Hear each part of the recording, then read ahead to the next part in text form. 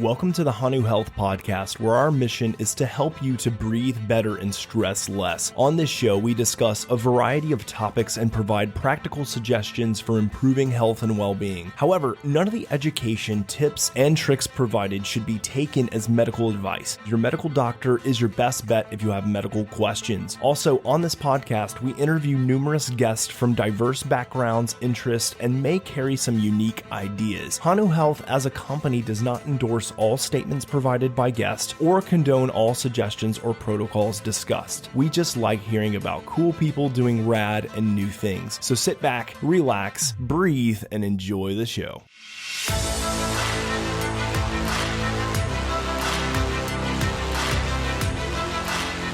And we are back. Welcome. This is another episode of the Hanu Health podcast. I'm Dr. Jay Wiles. I am the host of this show, but also the Chief Scientific Officer and co-founder of Hanu Health. We are a health technology company here to provide you with the best education that we possibly can on stress resiliency, improving overall health outcomes, and helping you to sustain well-being. I'm glad to be back for another one, and I'm always excited when we do Q&As, but especially when we do HRV Q&As. And this is a bit of a special one. And the reason that it is a bit of a special one is because we're going to get into all things Hanu, because Hanu now, as of June 28th, is out in the wild. It's not out in the wild to the public just yet, but it's out into the wild for our alpha release or alpha testers. So these are a select group of individuals who are testing out our software, which is very basic at this point in time. Won't be when we release it, but very basic features and functionality, but we're getting a lot of great feedback from them. And throughout this time, we get a lot of questions, or at least I get a lot of questions on the experience, and not just the experience from kind of like a software experience perspective, but how do we utilize data? How do we better understand our data? And what are the expectations of our nervous system in terms of trainings, in terms of data monitoring?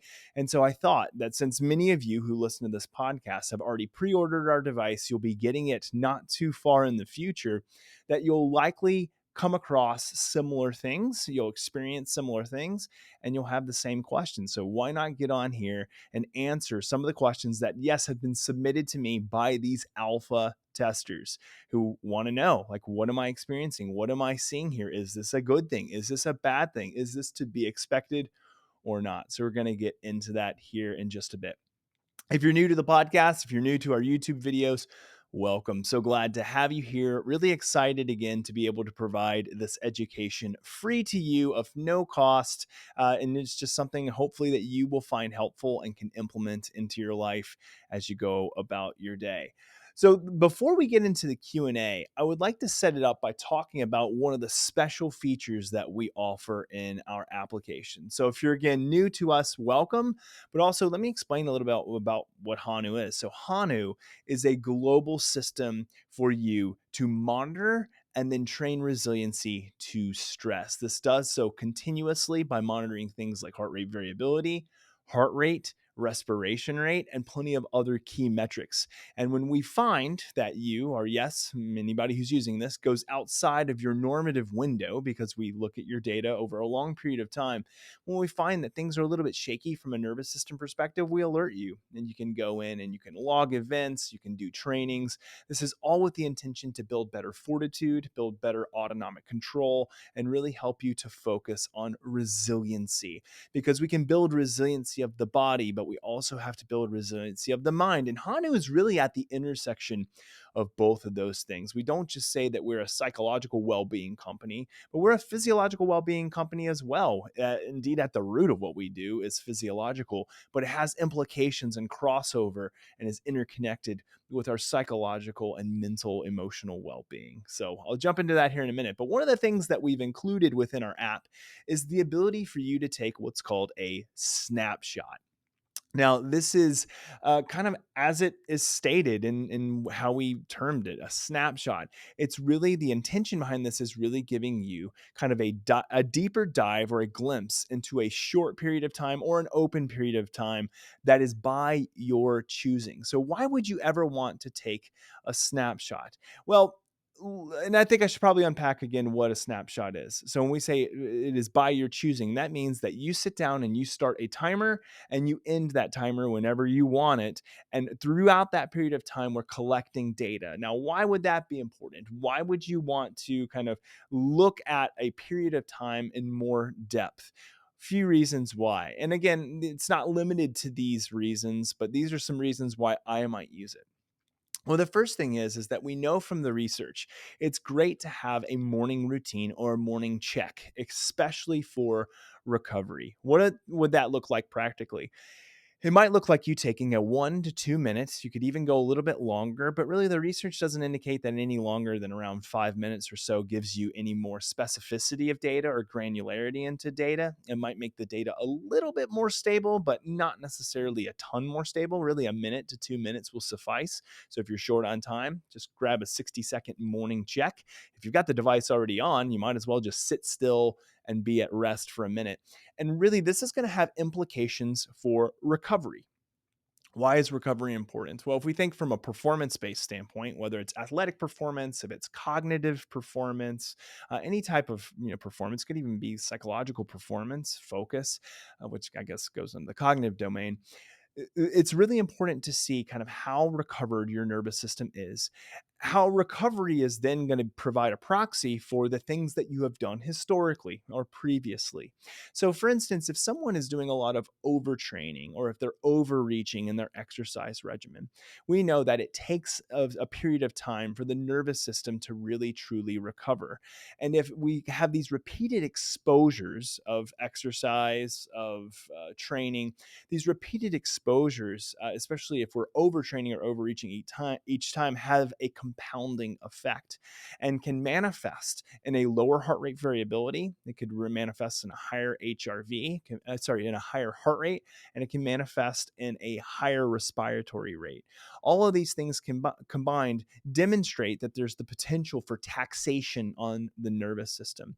When there's over and over repeated exposure and repeated taxation on the nervous system, then that's going to inhibit overall performance. Obviously, it's inhibiting recovery, which is therefore going to inhibit performance. And you're not going to receive as much gains as you possibly can. Now, that's from a physiological perspective, but we see the same thing psychologically and from a cognitive performance perspective, that over the course of time, if there's repeated exposure and a repeated taxation, then we are going to see a decline in psychological performance and cognitive performance as well. So a morning check or a morning routine provides you with a good kind of insight or a good window into these domains of heart rate variability that are of interest. We want to see, is there an overactivation of the sympathetic nervous system? Is there maybe a withdrawal of the parasympathetic nervous system, indicating that there's taxation? And the more and more data that you collect and the more consistent you are, which again, that's a key component here, is to be consistent. Take it every morning at the same time, under the same conditions, preferably without any exposure to exercise, especially to movement, and especially to things like substances like caffeine. All of those are extremely important for you to do. So I like the idea of taking a snapshot every morning, being able to look historically over time and see what are the compounding effects. Am I recovering well? Is my nervous system primed for that day? And then you can start to make better informed decisions about what you do that day in terms of, do I need to focus a little bit more on recovery? Do I need to dial down my training? Do I need to dial up my training? Again, the intention here is to look at autonomic nervous system recovery and then also allow that to provide practical, informed decisions for your everyday routine. The other one that I love a snapshot for is during workout checks. So I can actually start my snapshot at the beginning of a workout, look at heart rate variability, look at heart rate trends, but also use it for a key component that I do during every single workout. And this is where I think you will find a ton of benefit from Hanu, especially when you're running a snapshot. I want you, during the rest of so in between sets, during your rest set, we can call it a rest set, I want you to work on down regulating your nervous system. See if you can lower your heart rate back closer to baseline. See if you can also work on increasing heart rate variability. I love the old adage that if you're not in a working set, then you're recovering. And the better and faster you're able to recover, then the more opportunity you have for increasing overall performance and overall outcomes. So for me, I look to see, can I downregulate heart rate? Can I upregulate HRV between sets? How do I do this? Through breath work. Just slow the pacing of breathing. Just engage in good biomechanics of breathing as well. Change the tidal volume of breathing. Look to see what you can do, and know that the reason that you're doing this between each set is because you want to focus on that quick, fast-paced recovery, because you know that during the next set you're going to have to hit it hard and hit it again. So during workout checks, it's even less of a check for me, it's more of a practice. And you can go back over time and you can look to see, oh man, I was able to reduce heart rate by 30 beats per minute. I was able to increase heart rate variability, 100, 200, 300% in between sets. These are things that you'll be able to see with a high level of fidelity when utilizing the during workout snapshot. Next one would be post-workout monitoring. So I can look to see that after my workout, how long does it take for me to regulate my nervous system? And then I'm also going to be working on down regulation of autonomic nervous system breath work and biofeedback. So you could do a biofeedback session, right? You could actually do some resonance breathing or some other type of performance level breathing or whatever is most helpful for recovery and stimulating recovery for you.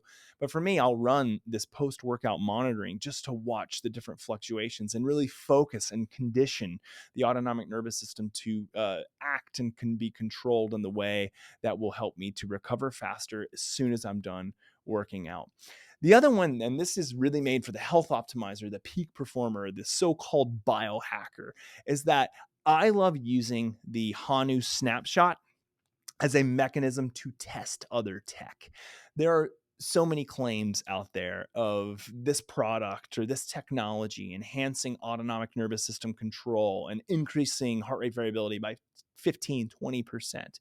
Um, and I get a lot of questions about, like, does said product work, and have you tested this out, or have other people tested it out? Well, now you have the opportunity to do it. You can actually log it in our snapshot that you're using some other type of biohacking or performance tech, and you can actually watch and see, like, is this affecting me in any appreciable way? So you can be kind of that N of one tester. Maybe you go publish your own study about whatever you're testing. But I think it's a really important tool, because if anything, what it helps you to do is kind of see, is this something that's helping me or not? And it doesn't have to be other tech, right? You can test anything you want. I mean, the whole idea behind a snapshot is, yes, take those morning routine type of recovery checks. I think that's the most important reason to use snapshot. But I think the other reasons to use snapshot is just to test it out. Like, go out there, see, is grounding effective? Me putting, my feet on the bare ground or in the water, is using this tech effective? Any of these things could be helpful. The other one I like to use Snapshot for is to test the effects of sauna and the effects of cold plunge. Both of them are extreme, I won't say extreme stressors, but are indeed hormetic stressors. And I love to watch the recovery afterwards. So I'll run it like before, during, and then after. And what we see with sauna is that most of the time, obviously, when I'm in the sauna, I will have this huge spike in heart rate. I'll have this reduction in heart rate variability, significant reduction in heart rate variability. And then afterwards, though, the recovery period, you'll start to see it slowly come back up. And most of the time, it doesn't return to baseline, it returns higher. And there's studies that have indicated that sauna, cold exposure can do this. So it's really interesting to watch the effects. Another one I love to do is I like to stimulate the mammalian dive reflex by putting my face, submerging the front or my face into a cold body of water. This could be a cold bucket of water, a cold plunge, pool, whatever it may be. And you'll see this significant decrease in heart rate, a significant jump in heart rate variability, and these stimulatory effects initially that may, I would say stimulatory, but even though we receive kind of this more parasympathetic response, we see this carry for a period of time. And the more you do it, the more you condition that response. Another one would be like the Valsalva maneuver, which is a breath hold technique that basically kind of stimulates like a downward pushing or a downward pressure in the body. That's really helpful for a lot of cardiac patients to resynchronize their heart if they're having any type of or certain types of arrhythmia. This one can be really interesting to help stabilize heart rate and watch heart rate drop and heart rate variability significantly increase. So I like that for testing. The next one would be just like open breath work, open meditation, just trying some different types of breath work techniques out that you may not need, let's say a biofeedback pacer, or you may not need some of those other features. You're just like, I'm just going to have it open. I'm going to try a bunch of things in a row and I'm going to label them because you have the opportunity with Snapshot to label. So those are kind of the things I like to do. I mean, I'll run a new calm session when I do a Snapshot and just watch the different fluctuations of heart rate variability in new calm. So again, I think you'll find Snapshot to be an incredibly powerful tool for testing. I think you'll find it very interesting, especially if you're the health optimizer, the biohacker. You just find it interesting to watch and test how different things affect autonomic nervous system output or don't, because you might find that they don't. So I just wanted to kind of real quickly, even though I've been going for 15 minutes now, I wanted to real quickly talk about Snapshot because I think that it's just a really cool feature that we're adding in. It's coming out to our alpha testers soon. You'll get it as soon as you get our device. You'll have Snapshot built in, but it's a valuable tool that you can map over time. You can watch changes and fluctuations, and just find that it's a not just a helpful data tool, but can be a really cool training tool as well. So that's Snapshot. All right. It is the portion of the podcast now where we get into Q&A. And again, I said these are a little bit different. Most of the time we do question and answers that have been submitted by you, the listener. And then I'll answer him here on live on air, especially if I find that they are just, appropriate in terms of breath work or heart rate variability or nervous system control, data metrics and so forth. But today is a little bit different because it's been submitted again by those alpha testers. So these are people who are using Hanu.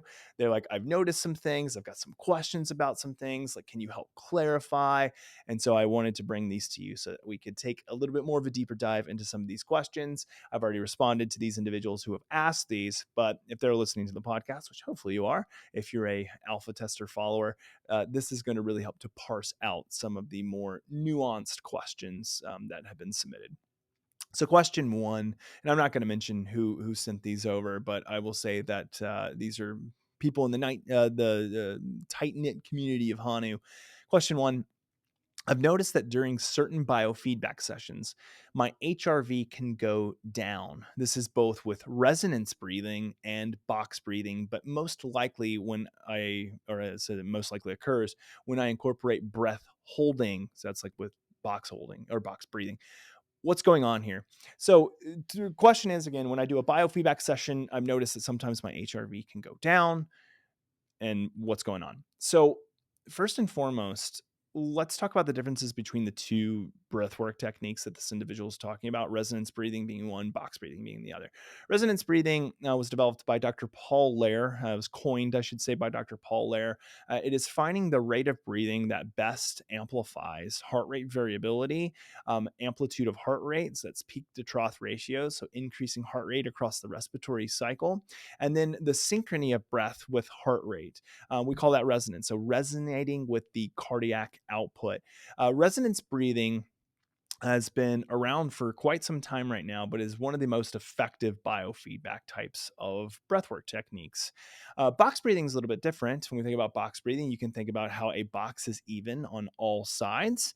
And when we say even to each other, not even numbers, but could be even numbers. So that would be something like, in terms of breath work, it would look like a four set cycle. So that would be an inhale, and it's going to be, let's say, of a set time period. We'll use 5 seconds, an inhale of 5 seconds, a hold of 5 seconds, an exhale of 5 seconds, and then a hold of 5 seconds. So you can see with one breath cycle, we have an inhale, exhale, and two different holds, one at the top and one at the bottom. So they're very different from one another, and they have similar types of effects, but can be quite different. And it's very bio individual. I'm going to talk about the difference physiologically here in just a second. Let's talk more psychologically, because this is something that, as a clinician, as someone who's board certified in biofeedback and heart rate variability biofeedback, people's HRV going down is not uncommon. Let me repeat that.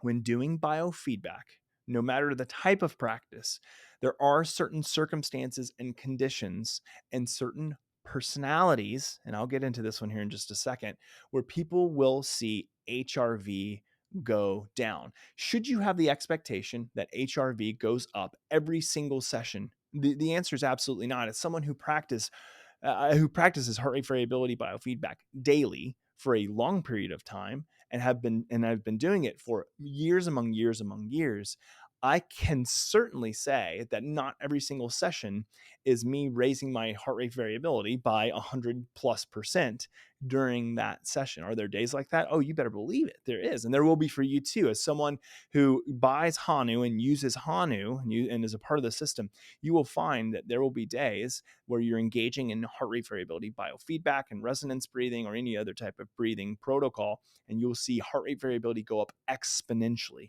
Could be 50%, it could be 100+% at times. You're going to really enhance that autonomic control. But why would we have days where HRV goes down? And is this something bad? Is there something wrong with me? The number one thing that I've come across in all of my years of doing advanced biofeedback work with clientele is that we find that the number one distractor of autonomic nervous system control is thyself. And thyself equates most of the time to performance anxiety. Why am I mentioning this? Well, for many of you who are the health optimizers, who are the peak performers, it's likely that you are pretty competitive and you are engaging with this application. You bought this because for you, you want to enhance performance. If you could get 1% extra of a boost and increase performance with Hanu, you're going to do it. I mean, that's the way that the biohackers go. What does that then equate to? It means that you're going to probably try pretty hard a lot of the times. And what we find is that it's a really interesting thing that happens when people do biofeedback is that typically the harder people try and the more focused they are in enhancing change, enhancing resiliency, throwing in their high level of autonomic control, is that the worse the outcomes are. This is something that is active and passive all at the same time.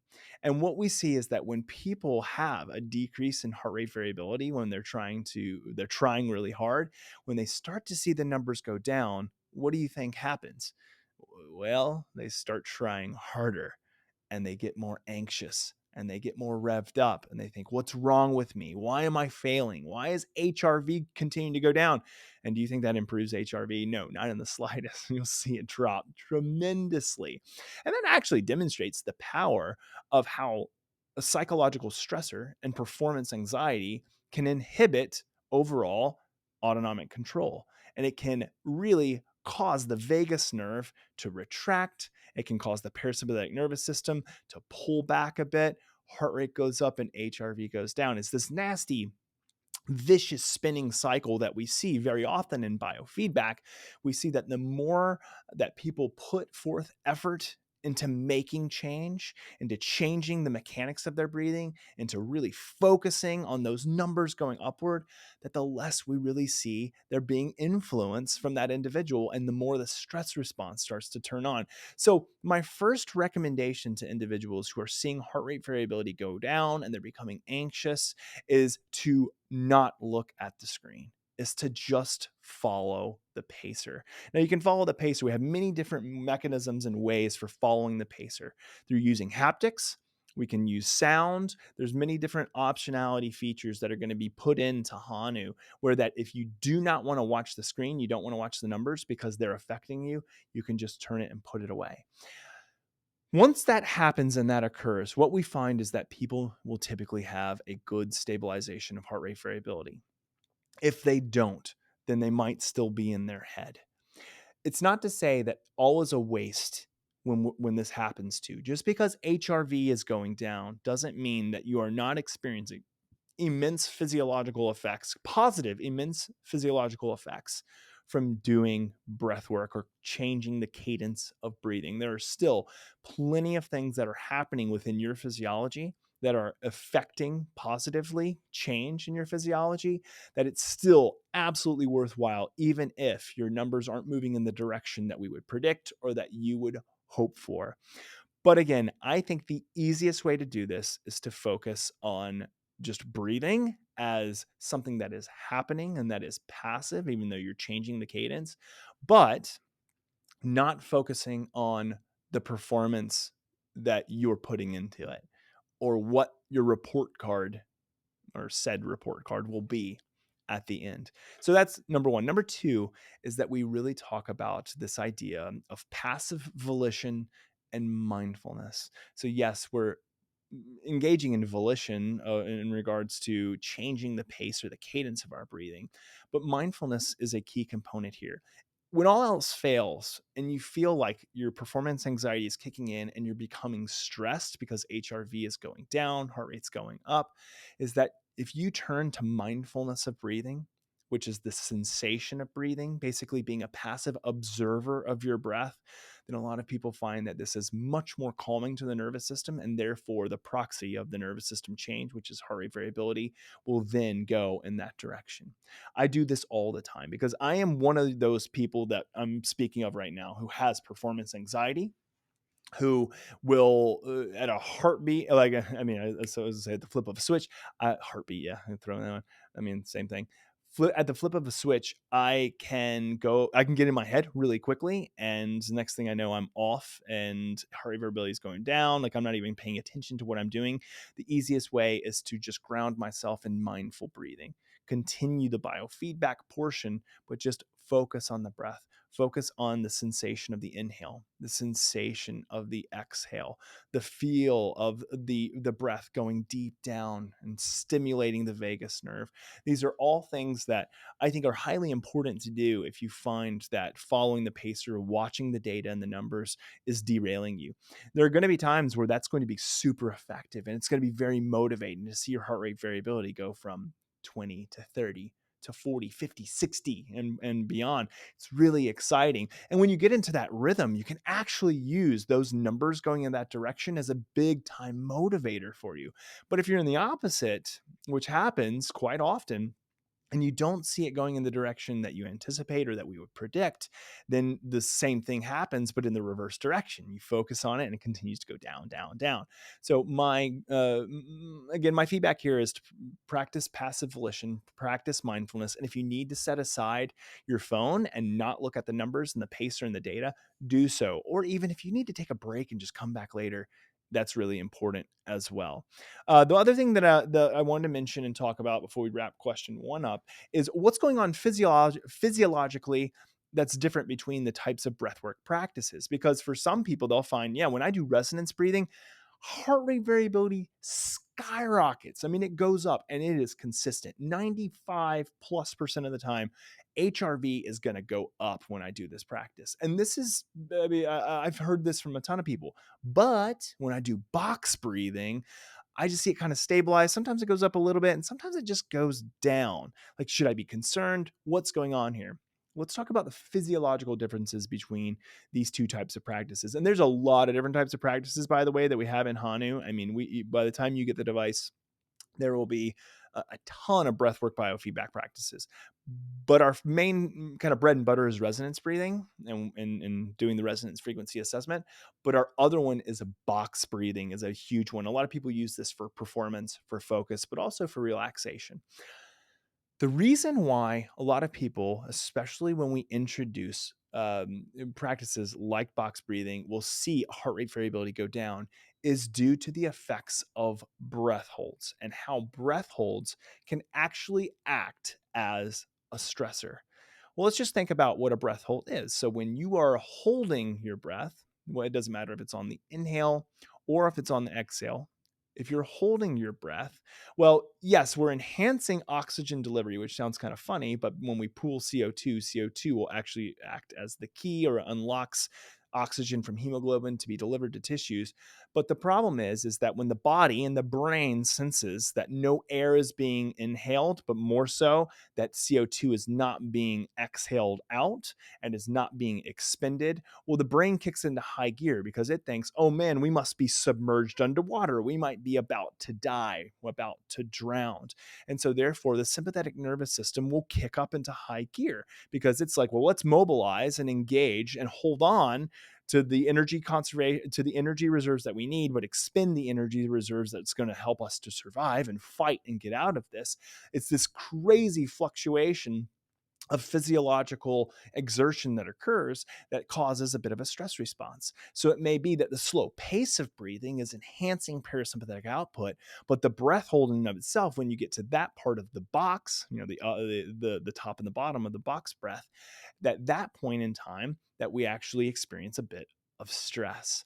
But what we know is that during the session, while our physiology may experience these little small bursts of stressor, that is the breath hold, that the end effect of CO2 pooling, the end effect of an increasing our tolerance to CO2, which is extremely important. We've done a lot of podcasts about that with Patrick and with other subject matter experts. The end result is that we recover better because we actually better stimulate the vagus nerve. So we know that CO2 tolerance and enhancing CO2 tolerance through breath holding will actually help us to increase vagal sensitivity.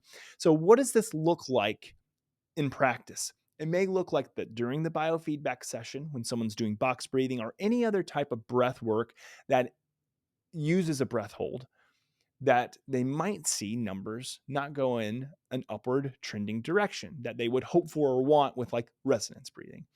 But and here's the kicker, here's the golden egg, is at the end, when they're in their recovery phase, is that we see the body begin to really relax. And post biofeedback, using these types of breath hold techniques, that's when HRV starts to really go up. That's when we see heart rate start to really go down because we've actually put our body into a position to where we're now in enhanced recovery mode. It's the beauty of utilizing these small micro hormesis or micro stressors in effect to build us up bigger, faster, stronger. So I really like these techniques because they have such a profound compounding effect on nervous system control, though you may see that it looks like it's stressing you out when in terms of data or in terms of biofeedback. Know that it's all for good. It's all to help you on the back end.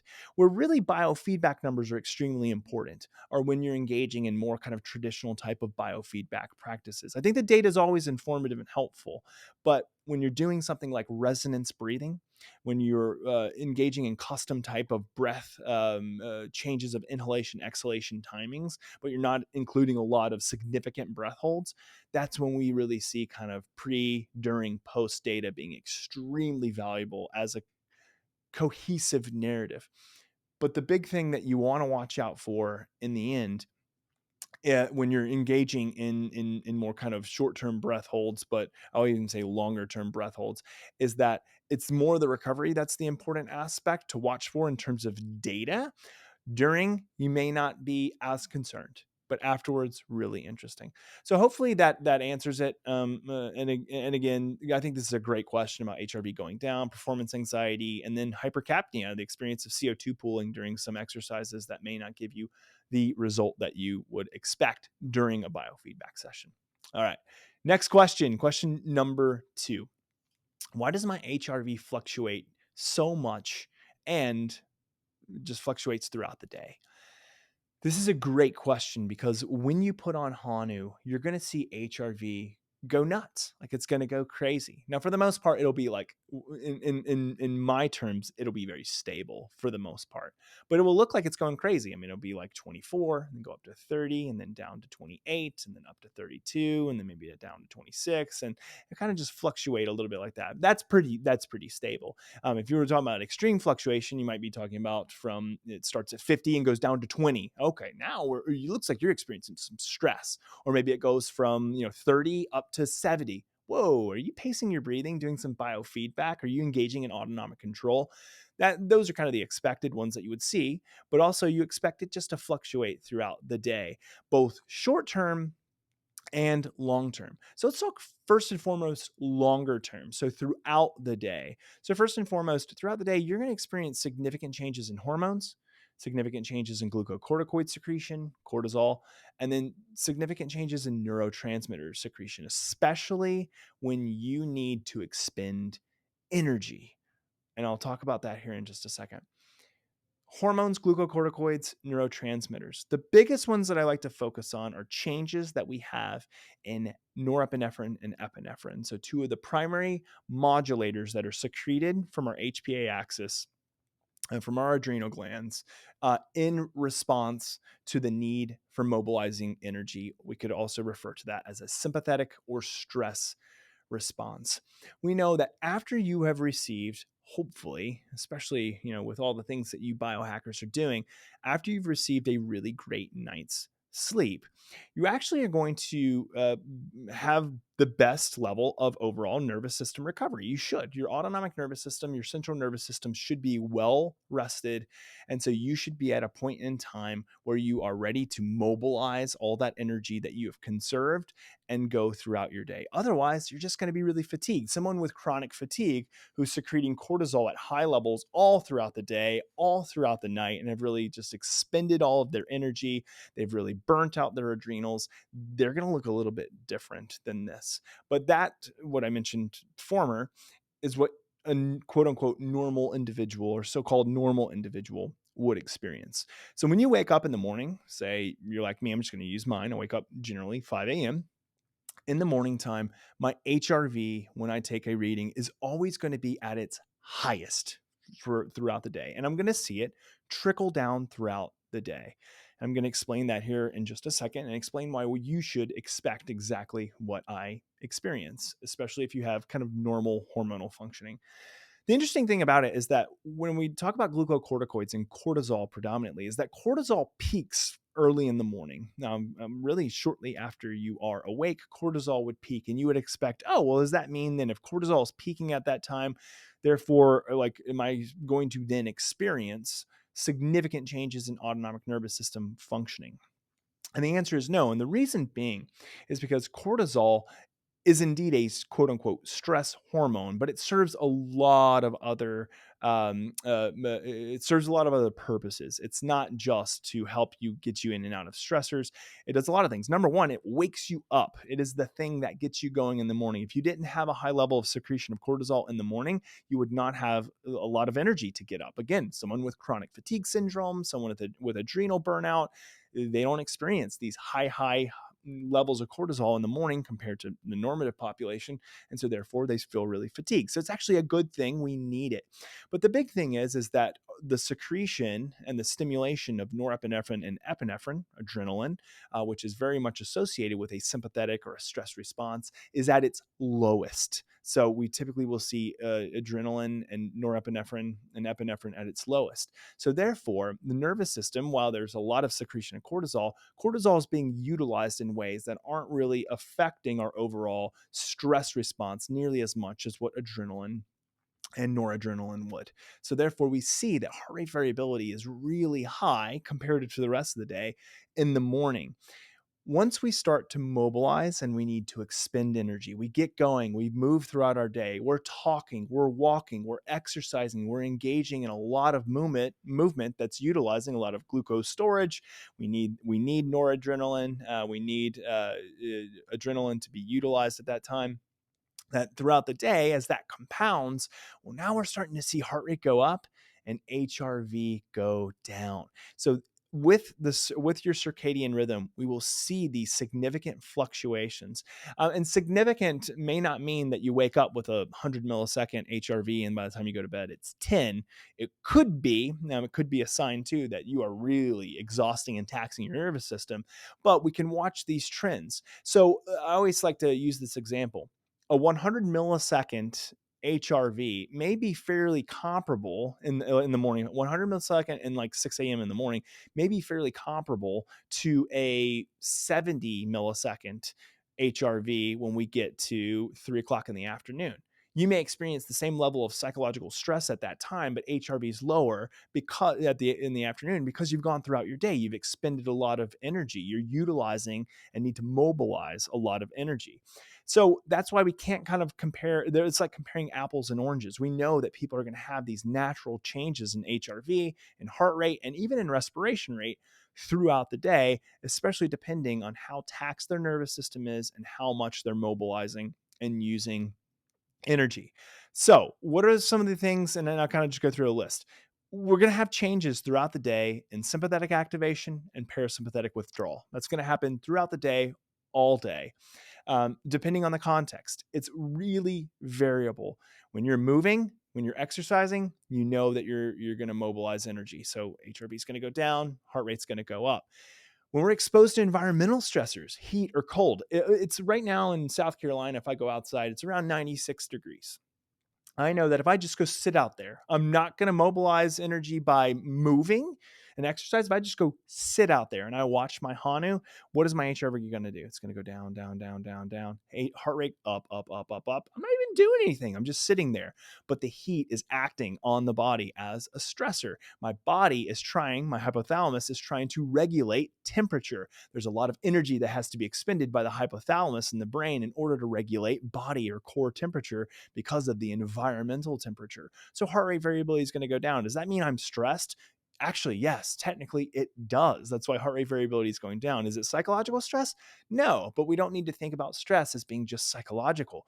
When the body is taxed with stress over and over and over again, it's going to manifest in this data. So it's one thing to keep in mind. It doesn't have to be psychological, emotional, relational stress that's causing fluctuations. It could be environmental stressors. It could be a lot of different things. That's why when we build it into our app, when we alert you, and I'll talk about that here in just a second, when we alert you with what we call a life event, we want you to tell us. And then we want you to subjectively say, no, like I'm actually good. Like this is a good thing for me. This stressor is actually helping me.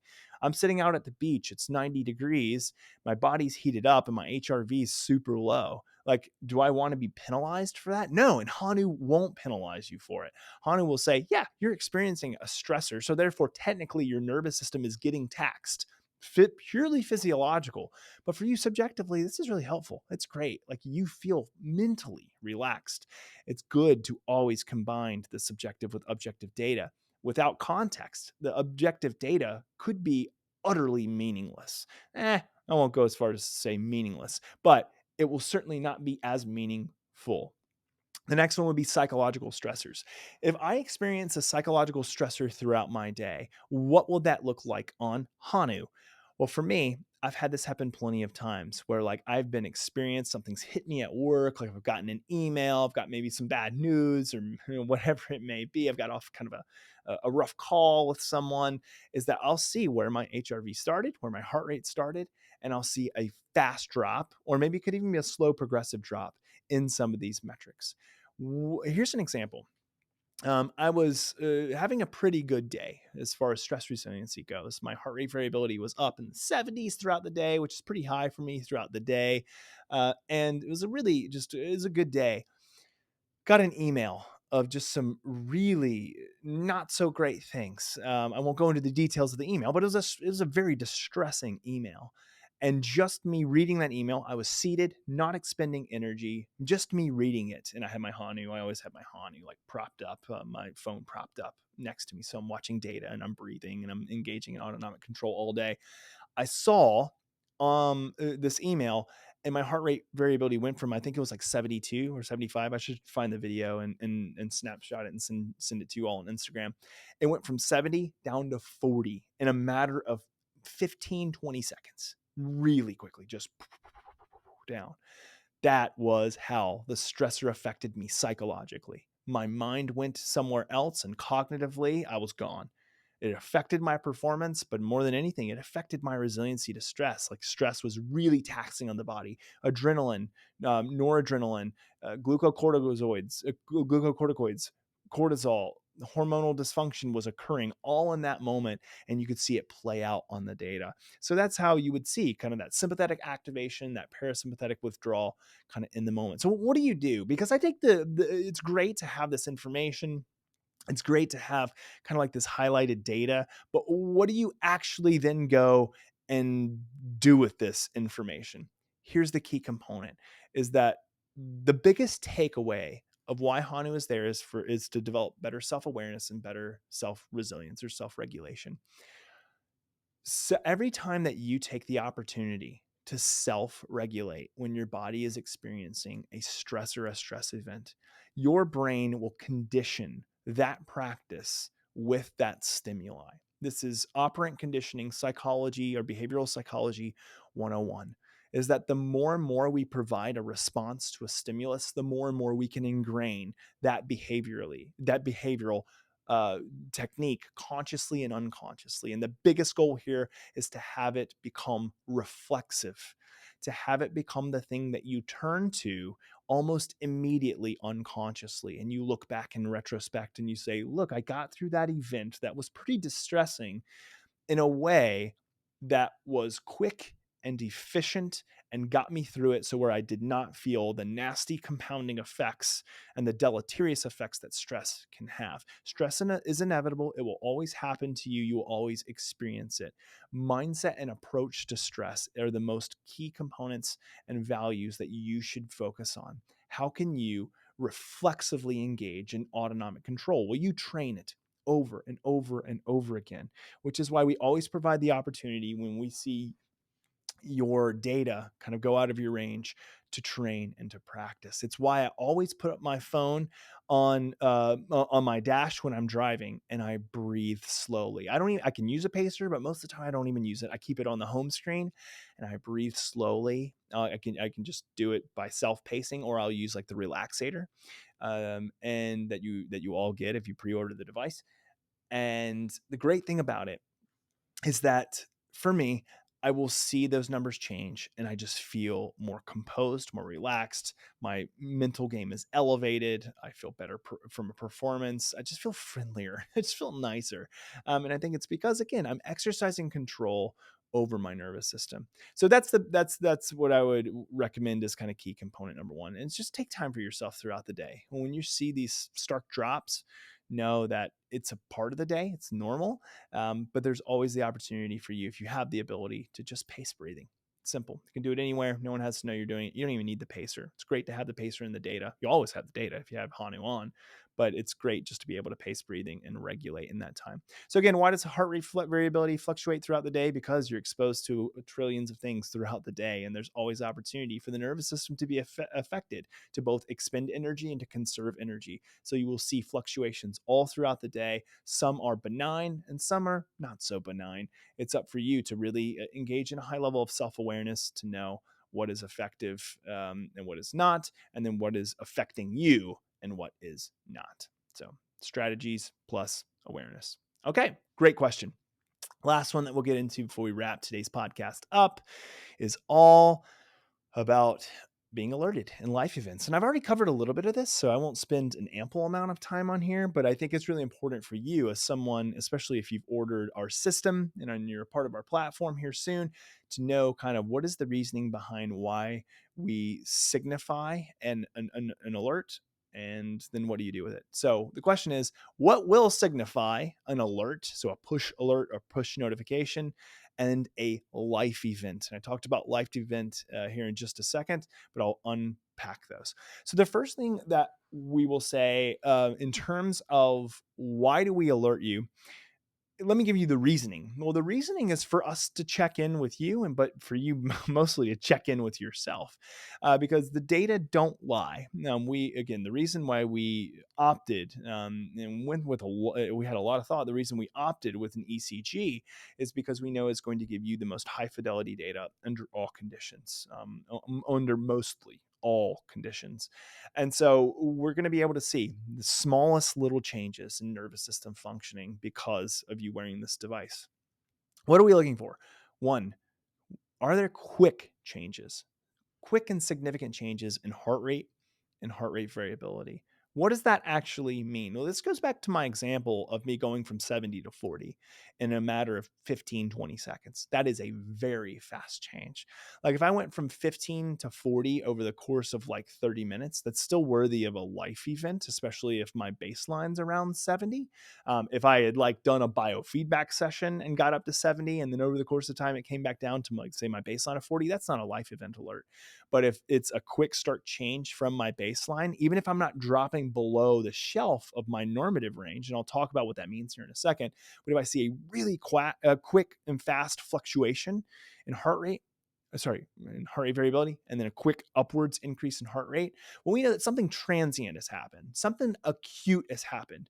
Could it be that someone, came and banged on my door, yelled boo around the corner? It could very well be that. It might be very worthy to look to see and log the sensitivity of your nervous system. Yeah, somebody jumped around the corner and scared me. Which I have someone here, if she's listening to this podcast, who's in my office building, who does it all the time. Angie, if you're listening, you know I'm talking about you. But it's also can be kind of, again, these other transient things that you would experience throughout the day that are stressful. Maybe it's emails, maybe it's a work meeting, maybe it's a call with your mother-in-law, whoever it may be. These things happen. Now again, is it the short-term effects of these? Are they going to be negative to the body and the mind? Not necessarily, um, especially if they're one-offs. But what we find with most people is that it happens all throughout the day. It's not once, it's not twice, it's not even 5 times. It's 6, 7, 8, 20, 30 times for some people, plus that this happens throughout the day. This crazy change and fluctuations in the taxation that occurs in our nervous system is going to cause an immense amount of physiological change. Yes, we look at this proxy that is heart rate variability, which is great because it's very non-invasive. But back to hormonal changes, to changes in glucocorticoid secretion and cortisol, changes in overall neurotransmitter output, dumping of norepinephrine and epinephrine. These all occur, and when we have these repeated exposures, it's the compounding effect, the long-term chronic systemic effects that cause significant impairment and significant deleterious change. So what I will say here is that we want to capture the trends. Why do we have these continued quick fluctuations in heart rate and heart rate variability? Man, over time, is it indeed that it looks like it's emails, or it's my commute, or it's this certain relationship? Go back to the mother-in-law. I love my mother-in-law, so I'm not really talking about her. I'm talking about you. But it's all these things that we want to log, and we want to look and see trends. If they're one-offs, then they're one-offs. Again, no harm, no foul if you experience some changes in heart rate variability, some changes physiologically because of a stressor. It is what it is. But if it's repeated things that tend to occur, and we see that these repeated things cause longer systemic change, they cause longer term fluctuations in physiological output and physiological change. Well, now we've got a problem. Now it's starting to impair us physiologically. It's starting to impair us psychologically, emotionally, relationally, cognitively. All of these things are going to suffer because of these compounding effects. So that's one reason that will signify a alert or a life event. The next one is if you move away from your baseline. So over the course of a period of time, initially wearing it, we'll find your upper ceiling and your lower shelf. Where's your typical high average? Where's your typical low average? And when you fall below that low average, well, then it means that something's a little bit off from a nervous system perspective. Is it a transient or acute stressor? Maybe. Is it that you just got done exercising? Maybe. It could be a lot of different things, but we're going to have you log that. And I'm going to talk about, again, logging and life events here in just a second, but we'll alert you. And basically the alert will come from your phone. You'll get a push notification. It will say, hey, it looks like something's going on. And that's your opportunity to then log a life event and do training. So I'll talk about those two things. First would be a life event. What is a life event? Life events are included as a part of a notification for you to be able to track the things that are affecting nervous system change, and therefore your stress response change and your stress resiliency. These can be anything: email apnea, commutes. Maybe you just got done eating something that's not super great. Another great thing to track on Snapshot is the effects of food. It could be whatever it may be, sauna. It could be anything. It could be a life event. And a life event, because it's causing changes in nervous system numbers and data output, does not inherently have to be negative. It could be a good thing. It could be breath work. It could be meditation. It could be sauna. It could be exercise. All these things could be good, but it could also be negative. When you receive a life event, you can click through a long list, and we have it categorically, a long list of potential things that may be the reason why your Hanu went off. The next thing you do is that you can subjectively rate it. There's a slider, and you can slide it anywhere from, neutral. The event occurred, was very neutral to you, like you didn't really kind of experience any type of emotional change. It could be, slightly stressed all the way up to extremely stressed or stressful, the event. It could be that it was relaxing all the way up to like extreme relaxation. It could be a wide variety of things. It's your opportunity to log it. Over time, you're going to be able to look at your My Data section in Hanu and see what were the things that were indeed affecting your nervous system. What were the common trends? What were the common themes that helped you either relax or to help, or were not very helpful and were quite deleterious and negative to your overall health and well-being? You'll be able to look and chart these things out. And over time, you can place emphasis on what you want to work on. And you can see what are those common themes. Like, is it the email apnea? Is it the commute that's really getting to me? And therefore, when you know that you're coming up to that event or you experience that stimuli, it's the opportunity for you to train something different, to train better autonomic control over that experience so that you can perform better, so that you can be more resilient to the effects of that stressor. Because maybe, again, it's something that you cannot control. That stressor is going to impact you negatively, but maybe it's not as negative as what it once was. Again, this is all with the intention to enhance fortitude of nervous system resiliency, enhance the fortitude of your overall output. The next thing is that when you receive a life event, you will always be prompted to, now are you ready to do some training? Or you want to do some resonance breathing? Do you want to do some box breathing? Do you want to do some customized breathing? Like, you have the opportunity and ability to do it then and there, which is one of the best features, I think, because we always want to self-regulate when we find that we are having a difficult time and we need to enhance overall nervous system resiliency. So I hope that helps to explain that. I know I'm getting a little bit long here. We're getting close to the hour mark. But I think these are great questions. These are things that you will experience. And I really welcome kind of these questions, not just from our alpha testers, but when you get your hands on your Hanu, submit these questions, because I think that it's so incredibly helpful and valuable for us to be able to provide just kind of some insight and input into what you're seeing. And over time, what you'll find is with our application, we'll get better and better at making it just more and more user friendly and more tailored and more practical for you. So again, great questions. Thank you for submitting them. All right. If you have a question for us and you want to submit it to us, go on over to Instagram at Hanu Health and submit the question there. You can also write to us, podcast@hanuhealth.com, and we would love to answer all your questions that you have on all things heart rate variability, stress resiliency, breath work, and of course, Hanu, how to use our platform.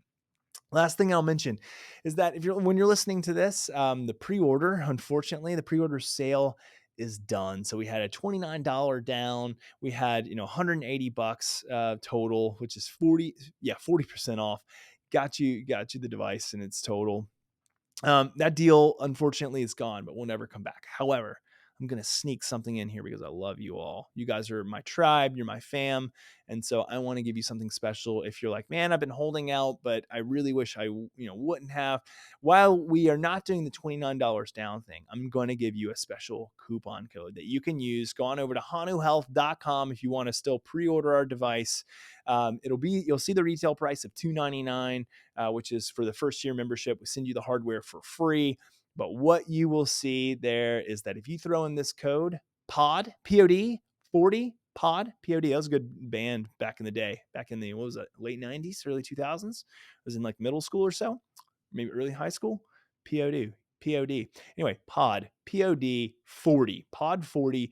It's going to get you 40% off. So you'll take that $299 price down to $180. That's 40% off. We'll give you access to the application for 12 months. And then after that, you're grandfathered in. It'll only be $12 a month after the first year. And we'll send you that hardware for free. Come on. It is one heck of a deal for the best stress resiliency hardware software platform that you will experience. Pod40, hanuhealth.com. Get your device. They're coming out soon, folks. And I think you're going to enjoy it. Well, everybody, that has been another episode of the Hanu Health Podcast. Again, I'm Dr. Jay Wiles, co-founder and chief scientific officer at Hanu Health. It's always an immense pleasure to be with you all. Cannot wait again for you to get your hands on this thing. I play with it all day long, like all day long. I'm watching it. I'm a bit of a nerd though. I think all of you know I'm a bit of a nerd when it comes to HRV data. I mean, it's kind of why I do what I do and why I love what I do. But I think you're going to love it. All right, everybody, take care. Have a great one.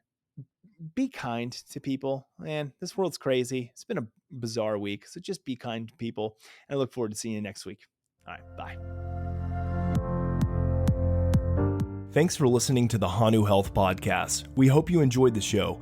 This podcast would not happen without listeners and supporters like you. And the best way to support us and the show is to head on over to iTunes and provide us with a 5-star review. This helps us reach others and spread the good word of breathing and stress resiliency.